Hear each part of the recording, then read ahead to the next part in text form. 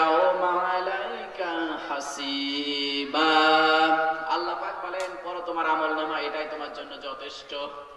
সেদিন আমরা পড়বো আর আশ্চর্য হয়ে যাব, কারণ ওই দিন তার মুখে বলে হবে না, কিতাবে সব স্পষ্ট লেখা থাকবে।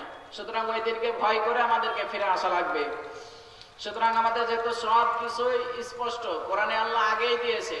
যার পরীক্ষা দিতে গেলে প্রশ্ন কিন্তু আগে বলে না, পরীক্ষা দিতে গেলে পরীক্ষা কিন্তু আগে বলে না যে এই বইটা পুরোটাই পড়লে এর ভেতর থেকে কিছু কমন আসবে। কিন্তু আল্লাহ পাক কোরআনে সব কিছুই দিয়ে দিয়েছেন আগে থেকে, যে কোন পথে চলা লাগবে। হালাল স্পষ্ট, হারাম স্পষ্ট। আল্লাহ নবী বলেন হালাল স্পষ্ট, হারাম স্পষ্ট, এর মাঝে যে সন্দেহজনক বিষয়গুলো আছে এগুলো থেকে তোমরা দূরে থাকো। আমরা তো 4 বছরে দেখতেই পাচ্ছি যে কোনটা হালাল কোনটা হারাম।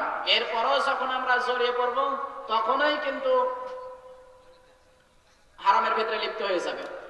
আর হারামের ভিতরে লিপ্ত হয়ে গেলে তো হাত কথা বলবে, পা কথা বলবে সেই দিন। এজন্য ভালো দিকে যতই ঝুঁকে পড়বো। এখন যদি কোনো ব্যক্তি পা দিয়ে হেঁটে হেঁটে কোরআনের মাহফিলে আসে, কিয়ামতের দিন জবাব দেবে আল্লাহ এ পা দিয়ে হেঁটে হেঁটে কোরআনের মাহফিলে গিয়েছিল।